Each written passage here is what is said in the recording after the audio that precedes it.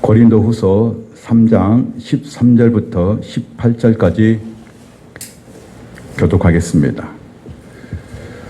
13절, 우리는 모세가 이스라엘 자손들에게 장차 없어질 것에 결국을 주목하지 못하게 하려고 수건을 그 얼굴에 쓴 것 같이 아니하노라.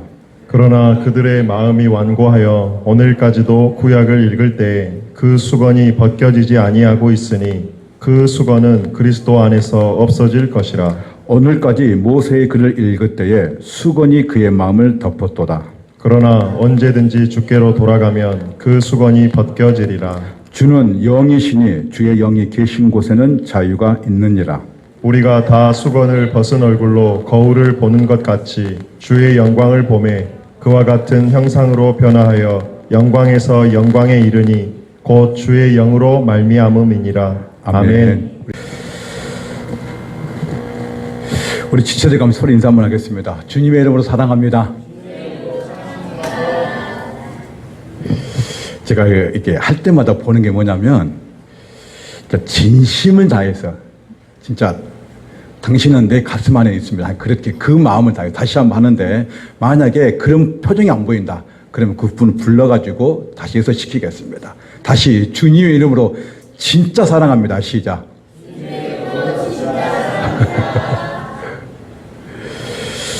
누가 이기나 해보자 하는 분도 있습니다. 많은 그리스도인들이 있습니다.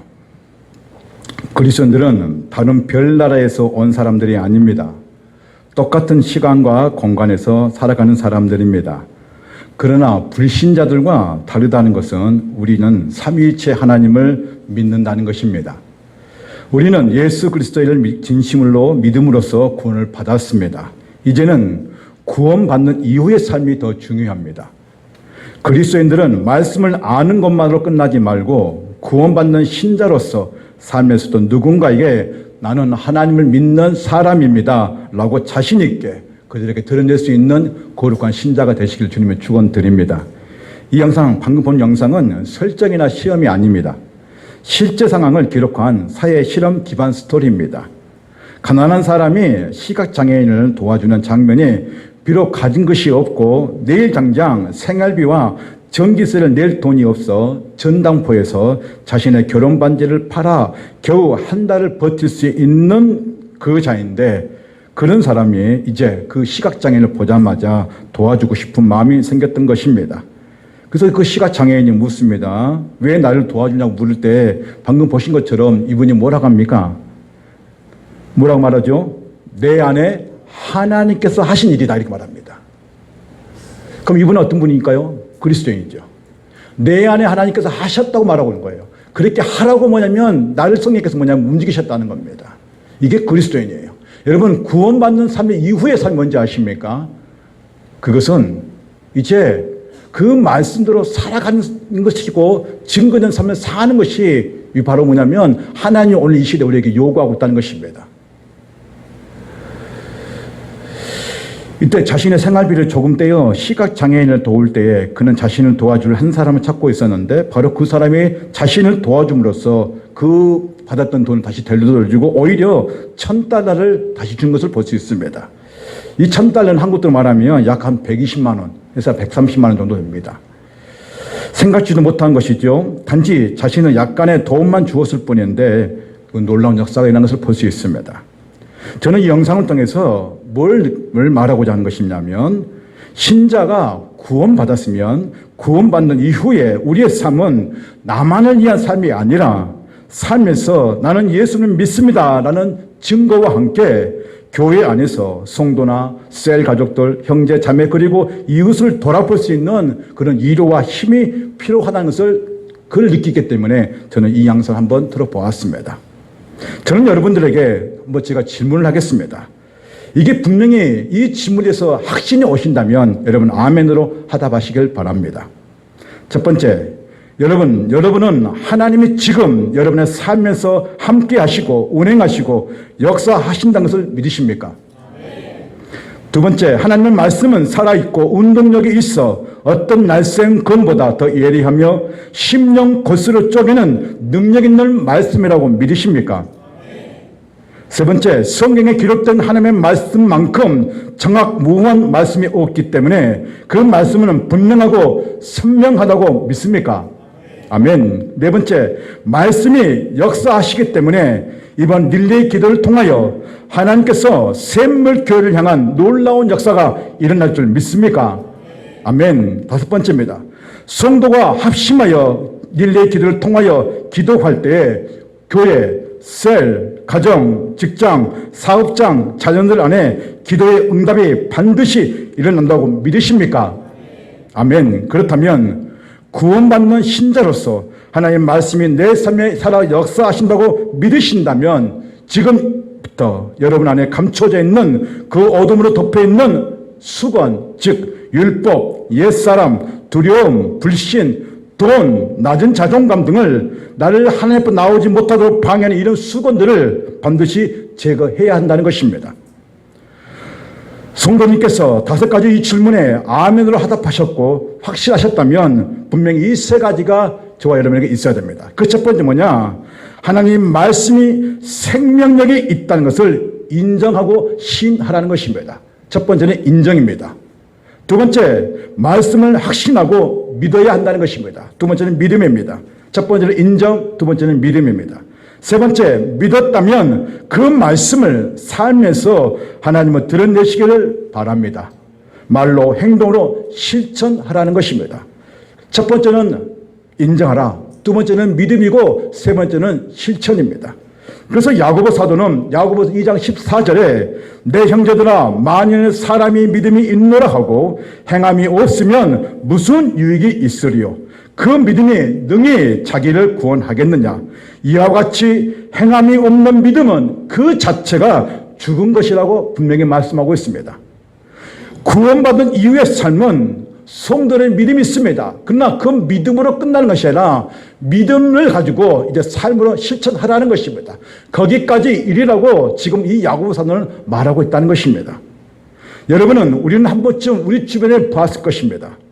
그렇게 잘 믿지 않았던 사람이 어느 날 갑자기 신앙에 성숙하고 주님을 닮으려고 하는 모습을 보면서 그렇게 좋아하던 세상 것을 끊어버리고 주님이 원하시는 삶을 살려고 하는 분들 종종 본 적이 있을 것입니다.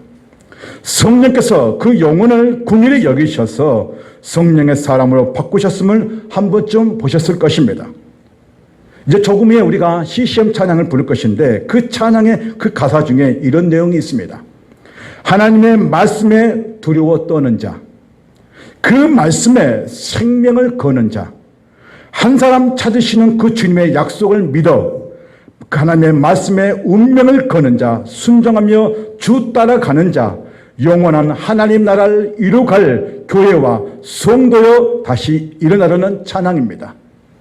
교회와 성도가 다시 일어나야 하는 것은 말씀을 두려워하는 사람, 그리고 그 말씀을 생명처럼 여기는 교회와 성도가 이 마지막 때에 일어날 때 하나님의 얼굴이 교회를 비추시고 그 성도의 삶을 비출 것이라고 저는 확신합니다. 오늘 본문 고린도 후서 3장의 말씀은 크게 2가지의 핵심 말씀이 있습니다. 첫 번째는 옛 언약인 율법과 새 언약을 대조하고 있습니다. 그게 고린도 후서 3장 6절 말씀입니다. 우리 같이 한번 읽어볼까요? 시작. 그가 또한 우리를 새 언약의 일꾼 되기 위해 만족하게 하셨으니 율법 조문으로 하지 아니하고 오직 영으로 하니 율법 조문은 죽이는 것이요 영은 살리는 것이니라. 자, 율법은 뭐라 했습니까? 죽인다는 것입니다. 근데 영은요? 여러분, 율법은 구약입니까? 신약입니까? 구약입니다. 근데 영은요? 신약, 성령입니다. 성령 우리를 살린다고 말씀하고 있습니다. 둘째는 성도들의 변화와 하나님의 영광을 드러낼 것을 이 고린도 후서 3장에 분명히 말씀하고 있습니다. 우리는 새 언약을 받은 일꾼으로 말하고 있습니다. 그렇다면 새 언약은 무엇을 의미하는가? 새 언약과 율법 조문이라고 말씀이 나오는데 새 언약과 율법 조문은 차이가 있습니다. 율법 조문은 구약의 옛 언약을 말합니다. 시내산에서 모세에게 율법인 10계명을 주심으로써 그것을 돌판에 새기게 했습니다. 하나님께 대한 순종의 맹세로 동물의 희생제사를 드렸습니다.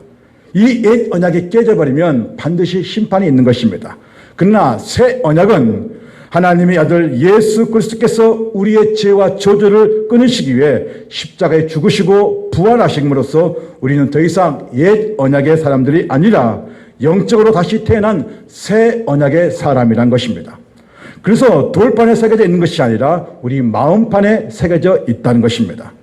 새 언약은 성령으로 말미암아 우리에게 생명을 주고 죄를 사하여 주고 어렵다고 칭의 일들이 우리에게 일어났다는 것입니다.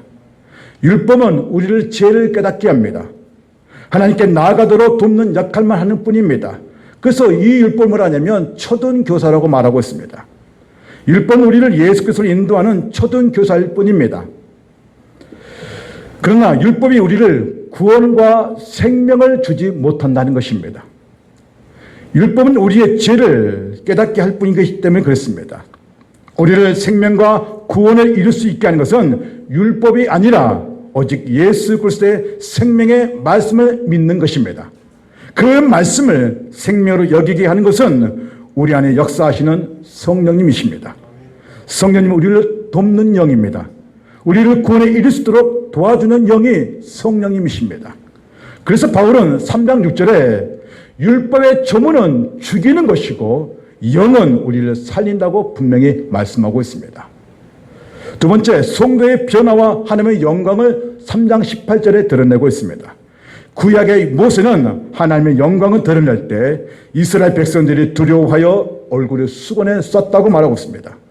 성도는 완전히 직접적인 대면은 아니지만 먼 훗날 성령 안에서 예수 그리스도의 그 영광을 우리가 반사적으로 보고 닮아가고 있습니다. 이것을 뭐라 하느냐? 성화라 합니다.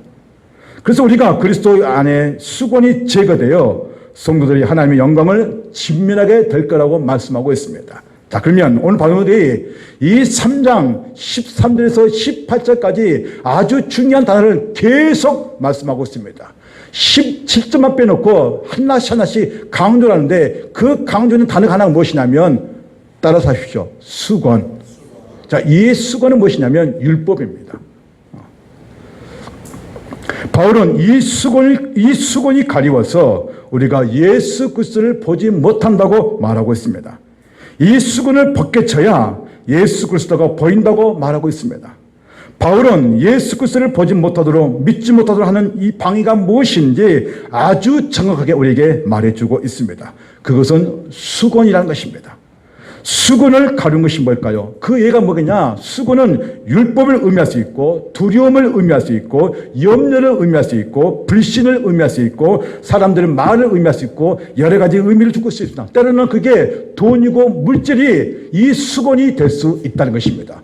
이 수건이 하나님의 얼굴을 그리고 그리스도를 보지 못하도록 막고 있다고 이 사도 바울이 말하고 있다는 것입니다. 이 시간 저와 여러분이 예수 그리스도 앞에 더 가까이 나오지 못하도록 하는 방해가 무엇인지 분명히 우리는 알고 과감하게 벗겨버려야 되는 것입니다. 그래서 이 수건, 우리를 인생을 막고 있고 예수 그리스도 보지 못하게 막고 있는 그 수건을 벗어버리면 우리 앞에 있는 예수 그리스도를 볼 수 있다고 사도 바울은 말하고 있습니다. 그렇다면 예수 그리스도의 말씀을 믿지 못하게 하는 그 이유가 무엇인가? 그것은 수건이 저와 여러분의 얼굴을 가리고 있다고 분명히 말하고 있습니다. 자, 고린도후서 3장 13절 같이 읽겠습니다. 시작. 우리는 모세가 이스라엘 자손들에게 장차 없어질 것의 결국을 주목하지 못하게 하려고 수건을 그 얼굴에 쓴 것 같이 아니하노라. 자, 그 다음에 이 말씀, 이 수건의 말씀이 어디서 나왔느냐? 사도 바울은 어떤 말씀을 인용하고 있느냐? 그게 출애굽기 34장 34절 35절 말씀을 인용하고 있다는 것입니다. 같이 읽겠습니다. 시작. 그러나 모세가 여호와 앞에 들어가서 함께 말할 때에는 나오기까지 수건을 벗고 있다가 나와서는 그의 명령하신 일을 이스라엘 자손에게 전하며 이스라엘 자손이 모세의 얼굴에 강체를 보므로 모세가 여호와께 말하러 들어가기까지 다시 수건으로 자기 얼굴을 가렸더라. 아멘. 자, 모세가 시내산에서 하나님의 십계명을 받으러 올라갔습니다.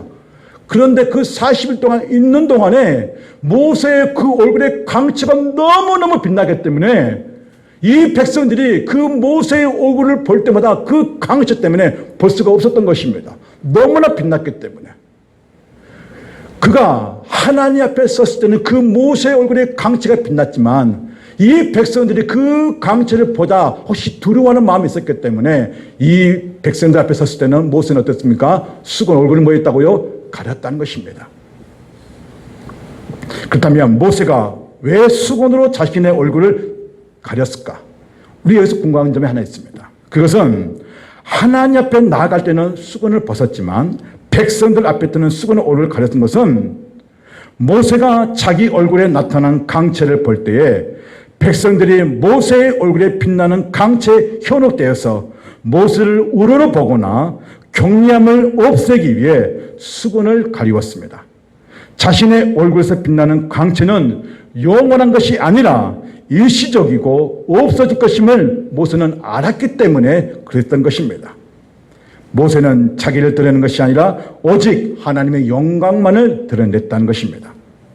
바울은 13절에 유대인들이 지키려는 율법에 절대 가치를 부여하여 그것을 숭배하려는 우들을 방지하기 위해 율법의 상징적인 강체를 모세가 수건을 가리었다고 이렇게 바울은 말하고 있습니다.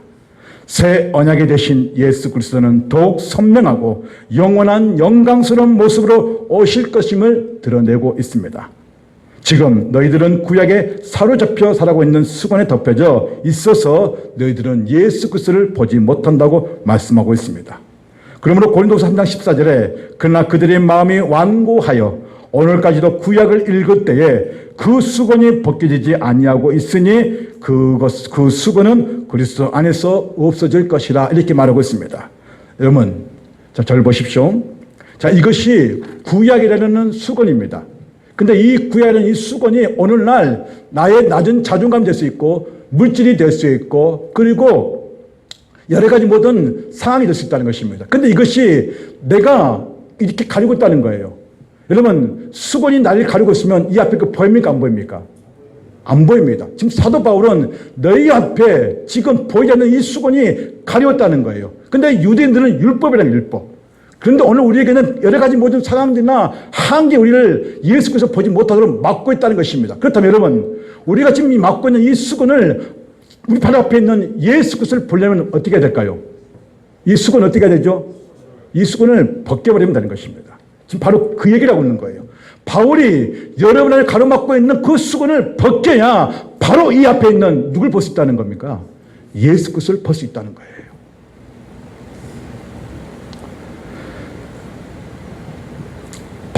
바울은 고린도 교회 성도들이 율법이 마치 구원의 방패인 양 예수 그리스도의 복음을 버리고 마치 모세의 율법이 절대 가치를 부여하여 살아가고 있다고 하는 것입니다.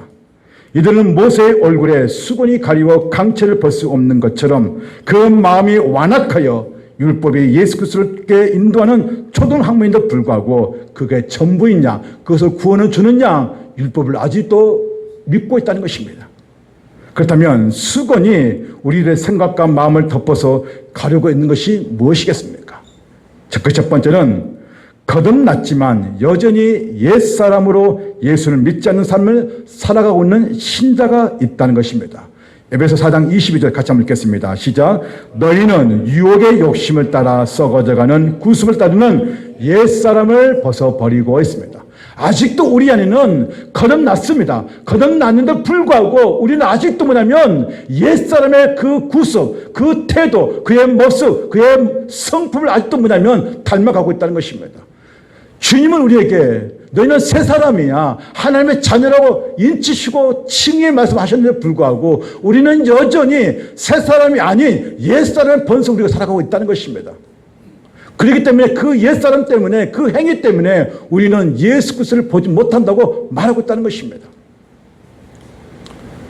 성경은 왜 예수 그리스도의 그 생명의 말씀이 선포되고 그 말씀을 믿고 순종하는 자들에게는 하나님의 역사를 볼 것인데 그들의 삶에서 변화와 역사가 일어나지 않는 이유가 무엇인가? 그것은 옛사람의 삶을 살아가고 있기 때문이라고 분명히 말하고 있습니다. 그렇다면 옛사람의 삶이 무엇입니까? 그것은 유혹의 욕심 따라 살아가고 썩어져가는 구습을 따르고 있다고 바울은 지적하고 있습니다. 그러면 유혹의 욕심이 무엇입니까? 골로새서 3장 5절에 그러므로 땅에 있는 지체를 죽이라 곧 음란과 부정과 사욕과 악한 정욕과 탄심이니 탄심은 우상 숭배니라. 이제는 너희가 이 모든 것을 벗어버리라. 곧 분함과 노여움과 악의와 비방과 너희 입에 부끄러운 말이라. 너희가 서로 거짓말을 하지 말라. 옛사람과 그 행위를 벗어버리고 새 사람을 입었으니라고 하고 있습니다. 우리는 새 사람입니다. 그런데 아직도 우리는 무엇 사람이라고요? 옛사람의 행위를 하고 있다는 것입니다. 근데 이 옛사람의 행위가 또 무엇이었습니까? 음란, 부정, 사욕, 악한 정욕, 탄심, 노여움, 분함, 악의, 비방, 그리고 부끄러운 말을 하고 있다는 것입니다.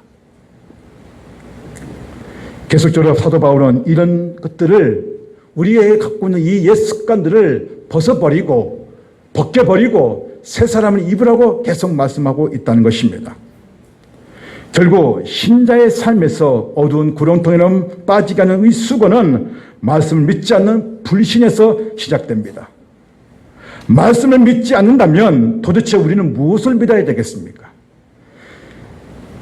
우리의 삶에서 말씀으로 살아보겠다는 그 믿음과 다짐이 확신이 없으면 어떻게 되겠습니까? 말씀대로 살아보려고 하는 신자는 그 말씀이 힘과 능력이 있다는 것을 확신합니다. 그게 산 증거라고 저는 믿습니다. 성령께서 그 신자를 붙잡아 주십니다. 구원을 받는 사람은 구원받는 이후의 삶에서는 반드시 말씀대로 살아야 합니다. 이것부터 구원을 받는 삶이 시작되는 것입니다. 그러면 여러분의 수고는 제거할 때 유혹이고 옛사람의 행동이라면 이것을 끊으려고 영적 시름을 기하는 것입니다. 처음에는 안 됩니다. 근데 다시 시작하라는 것입니다. 말씀을 붙잡고 다시 시작하라는 것입니다. 시작하더라도 여러분 이 유혹이 얼마나 큰지 모릅니다. 그래서 또 넘어집니다. 그래서 자신이 뭐라고 합니까? 안 돼. 안 돼. 라고 자꾸 이렇게 하면 토로합니다. 그런데 성령께서는 계속 독촉합니다. 할 수 있다고 계속 이루어 주십니다. 그래서 다시 이 말씀을 붙잡고 다시 일서려고 힘쓸 때 성령께서는 이룬 말할 수 없는 그 강력한 그 힘을 그에게 부어주신다는 것입니다. 여러분 안 되십니까? 다시 시작하세요. 멈추셨습니까? 다시 시작하십시오. 성령은 그런 능력이 있는 삶을 살게 할 수 있도록 여러분에게 말씀을 주셨다는 것입니다. 말씀을 한 번만이라도 실천해 보시라 이 말입니다. 그 실천하려고 노력할 때 성령께서는 강력하게 여러분을 붙잡아 주신 것을 믿으시길 바랍니다. 성령을 의지하고 말씀을 이겨내겠다고 계속 말씀과 기도를 붙잡고 씨름하시길 바랍니다. 안 되는 것을 대적해야 되는 것입니다. 성령께서는 그 씨름하는 성도들에게 이길 수 있도록 은혜를 주시고 그 은혜의 보답이 무엇이냐? 평안이란 것입니다. 여러분 하나님의 말씀이 살아있다는 것을 믿으십니까? 믿으십니까? 제가 이번 주에 한 셀에서 일어난 일을 제가 그 올라오는 셀 보고서도 받고 그리고 제 아내에게 사모에게 직접 들었습니다. 그 간증을 제가 들었습니다. 그게 뭐냐면 몇 달 전에 저는 셀 리더와 함께 그 셀원들과 함께 그분의 어장에 가가지고 기도를 했습니다. 불신자 남편이 어장을 하는데 한 번도 도전해보지 않는 금액을 목표로 두고 기도를 했습니다. 불신 남편은 그 목표는 절대로 될 수 없다고 말했습니다. 왜냐하면 한 번도 그 목표하는 금액이 도달해 본 적이 없기 때문에 그렇습니다. 우리 성도들 모두가 함께 기도했습니다. 처음에는 남편도 그 집사님도 낙심이 왔지만 그러나 끝까지 말씀을 붙잡고 기도했습니다. 이제 9월 중순이면 수확을 해서 판매를 해야 되는데 그 바로 옆에 있는 그 어장에 그 사장님이 그 우리 여자 집사님 남편에게 와가지고 이렇게 말합니다. 우리 어장의 새우는 너무나 작은데 당신의 어장의 새우는 왜 이렇게 크냐? 라고 이렇게 말했습니다. 그러니까 이 여집사님 남편이 이렇게 말했습니다. 제 아내가 교회를 다니는데 이 어장을 해서 기도하고 있습니다. 그러니까 이 옆에 있던 사장이 이렇게 말합니다. 시기가 나가지고 너무 교회에 미치면 안 돼요. 이렇게 말했다는 것입니다. 여집사님이 남편이 이제 곧 9월 중순에 수확을 해야 되는데 어느 정도 이렇게 계산해 보니까 지금까지 한 번도 해보지 않는 그 금액이 이제 도달할 수 있다고 말하고 있다는 거예요. 그러면서 그 새우 오장에 그 보고 올 때마다 자기 아내에게 간증하고 있다는 것입니다. 얼추 계산을 보니까 이런 시설을 하게 되면 우리가 기도했던, 우리가 고백했던 그 목표치를 도달할 수 있다고 이렇게 말하더라 이 말입니다.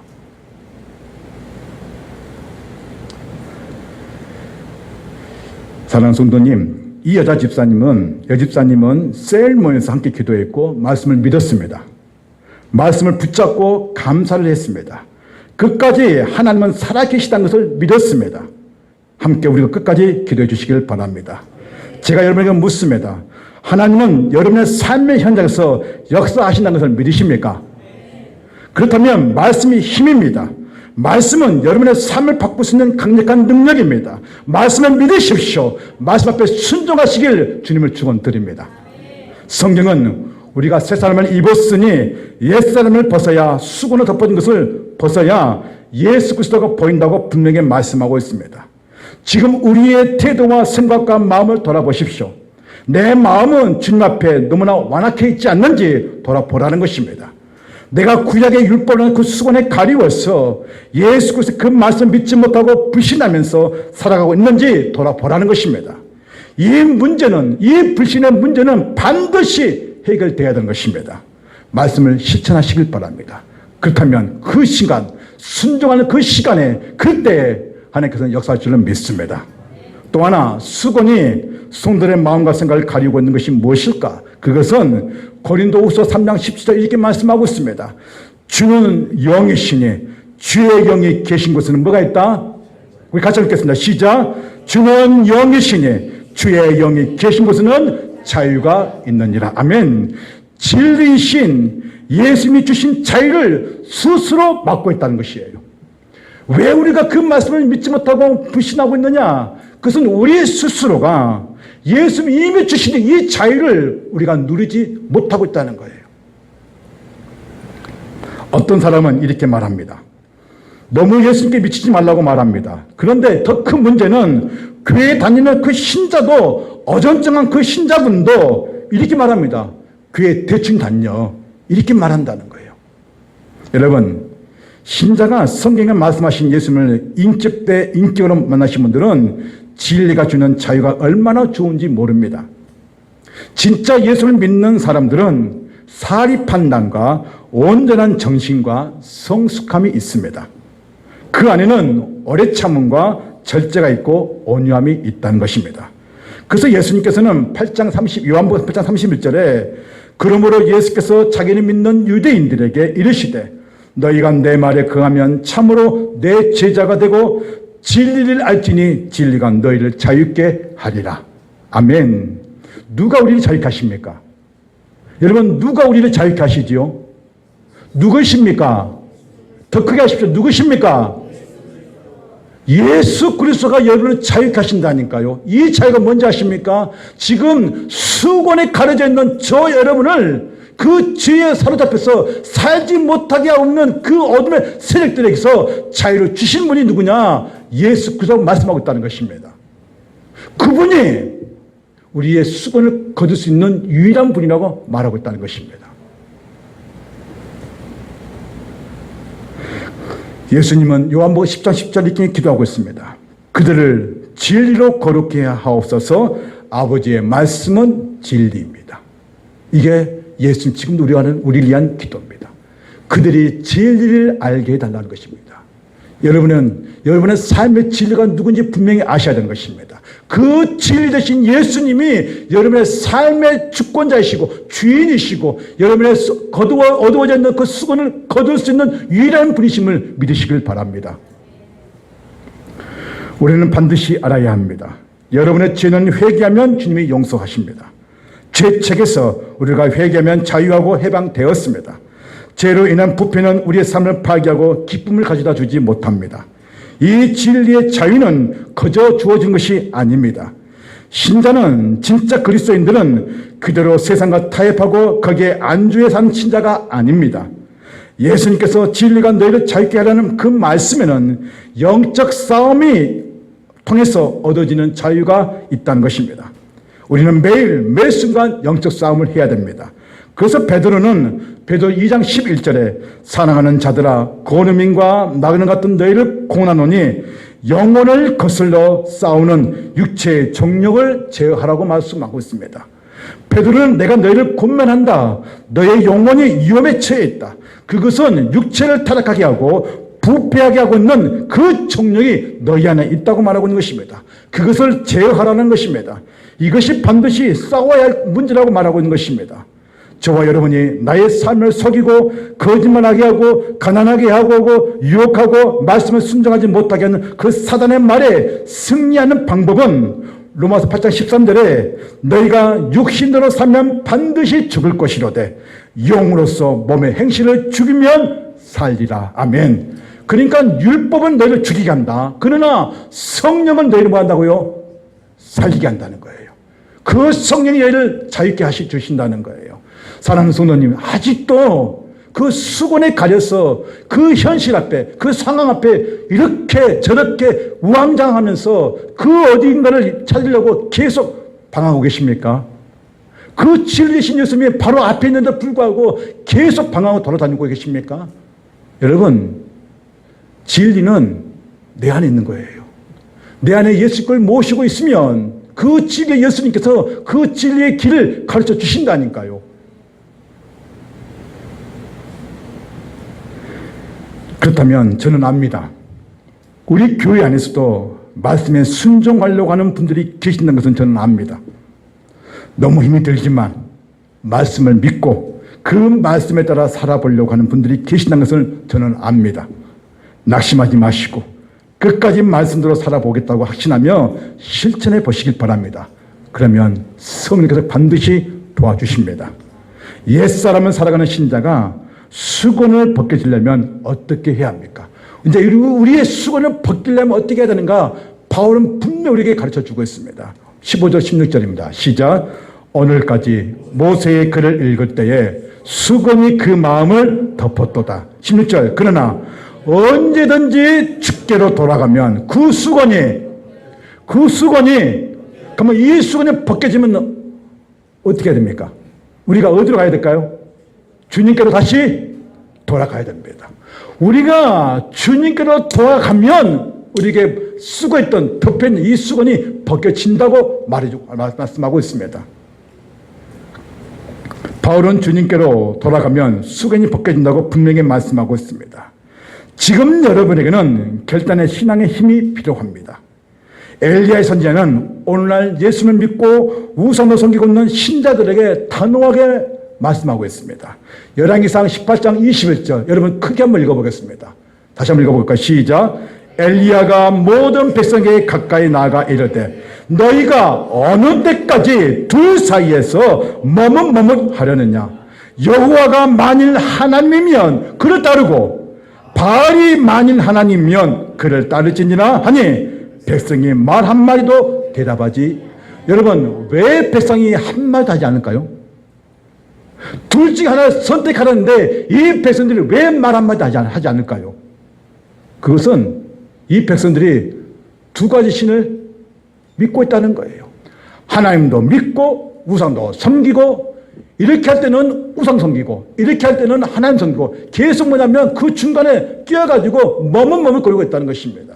근데 분명한 것은 지금 이 시간에 계시고 있는 성령께서는 각자에 임하셨던 그 성령께서 여러분 분명히 말씀하고 있습니다. 선택하라는 거예요. 결정하라는 거예요. 언제까지 머뭇머뭇거리면서 한 발은 세상으로 한 발은 계속 하나님께 들려가느냐 말이죠. 선택하십시오. 여호와 하나님이 여러분의 인생을 책임질 수 있는 그분이 여호와 하나님이시라면 그분을 선택하시란 말이에요. 그리고 그분 말씀에 순종하라는 거예요. 한번 해보세요. 말씀을 붙잡고 순종하겠다고 해보시란 말이에요. 해보시면 그때 하나님께서 반드시 여러분 삶을 책임지십니다. 책임지십니다. 그분이 바로 우리 아버지시라니까요. 그러나 여러분이 세상에 발을 놓고 세상의 미련을 가지고 계속 살아보십시오. 여러분 아무리 기도해도 그 기도가 더딜 것이며 심지어는 그 기도를 외면할 것입니다. 엘리야가 선자가 말했던 그때의 그 선포가 오늘 우리에게 선포가 될 것이고, 아직도 수건에 가려져 있는 우리의 심령들, 우리의 생각들, 그런 모든 것을 거둘 수 있는 것은 이 시간 여러분, 전 믿음이 없어요? 아니요. 저는 아직 약해요? 아니요. 그건 아무 관계가 없어요. 신앙은, 따라서 신앙은 결단이다. 손에 본 것처럼 보이시죠? 여러분, 인간적 생각은 이렇게 하게 되면 훨씬 낫다 생각하시죠? 아닙니다. 여러분이 하나님의 그 말씀을 결단하고 순종하겠다 하는 그 순간, 그 손에 보는 것이 다시 돌아옵니다, 여러분. 배로 돌아오는 것을 반드시 믿으시길 바랍니다.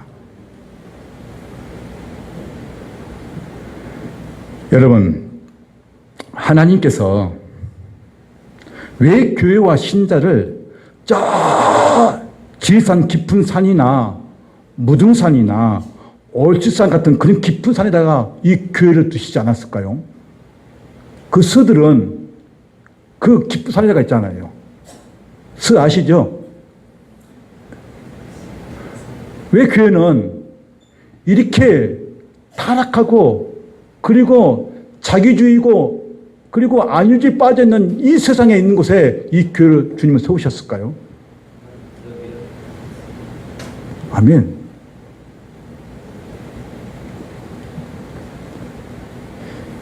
교회가 산속 깊이 있으면 오히려 세속에 빠지지 않을 것 같은데 왜 유혹과 탐욕과 개연주의에 빠지는 이 세상 가운데 교회를 두고 신자를 이 유혹에 두면서 살아가게 하실까요?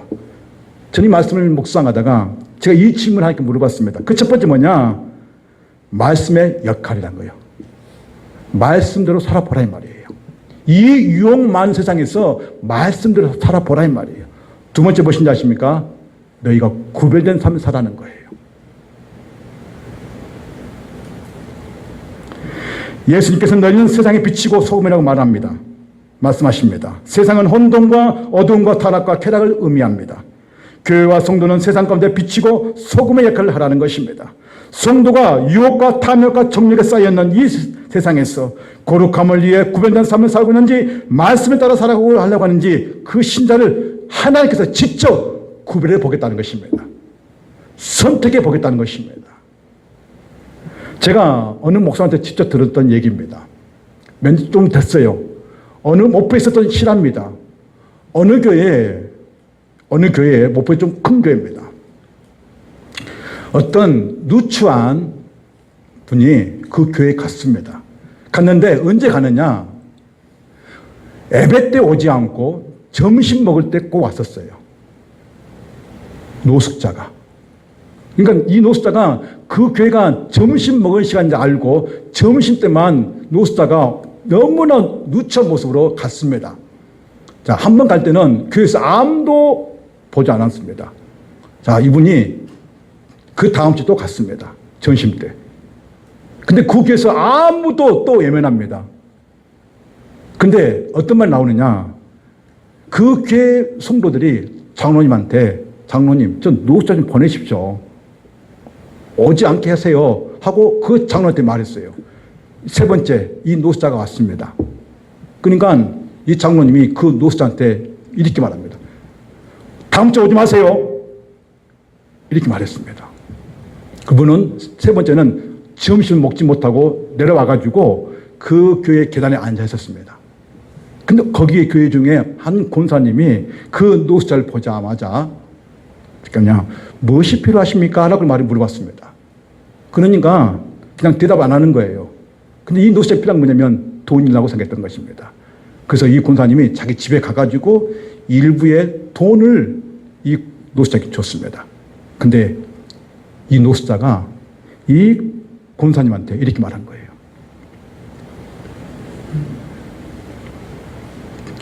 오늘 이 시간 이후로 당신의 재정은 마르지 않을 것입니다.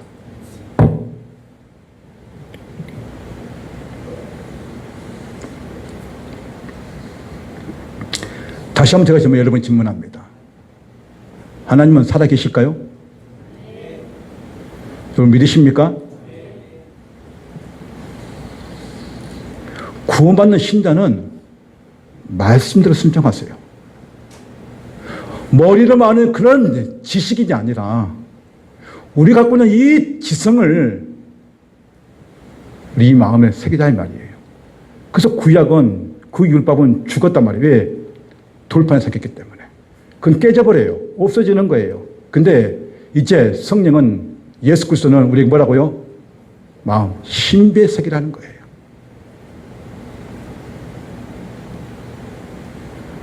수건이 벗겨지면 무엇이 보입니까? 예수 그리스도가 보입니다. 자, 18절 우리 같이 한번 읽어볼까요? 시작. 우리가 다 수건을 벗은 얼굴로 거울을 보는 것 같이 주의 영광을 보매 그와 같은 형상으로 변화하여 영광에서 영광에 이르니 곧 주의 영으로 말미암느니라. 보십시오. 우리가 다 수건을 벗은 얼굴로 거울을 보는 것 같이 우리가 뭘 본다 했습니까? 주님의 영광을 본다 했던 것입니다.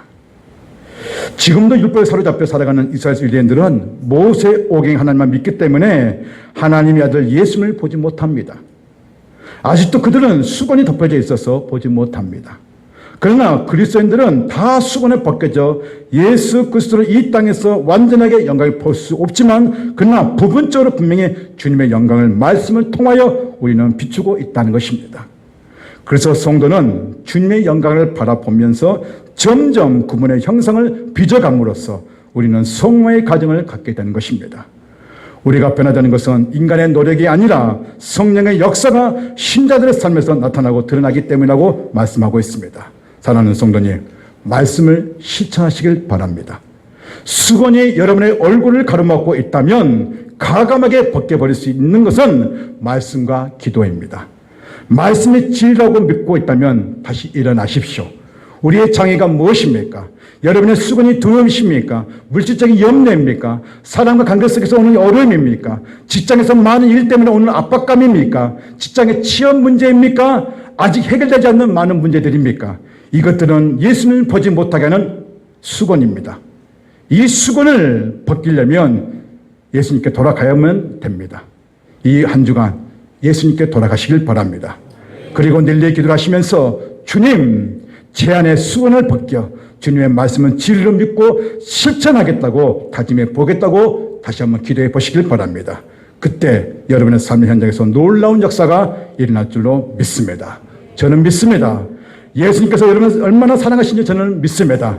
그래서 오늘 이 시간 마지막 이 말씀을 읽고 제가 기도하겠습니다. 같이 한번 마태복음 7장 7절부터 11절 말씀을 이 말씀을 나의 말씀으로 저희 말씀 붙잡겠습니다 하고 이 말씀을 붙잡고 그렇게 고백하시길 바랍니다. 같이 한번 읽겠습니다. 시작. 구하라 그리하면 너희에게 주실 것이요 찾으라 그리하면 찾아낼 것이요 문을 두드리라 그리하면 너희에게 열릴 것이니 구하는 이마다 받을 것이요 찾는 이는 찾아낼 것이요 두드리는 이는 열릴 것이니라.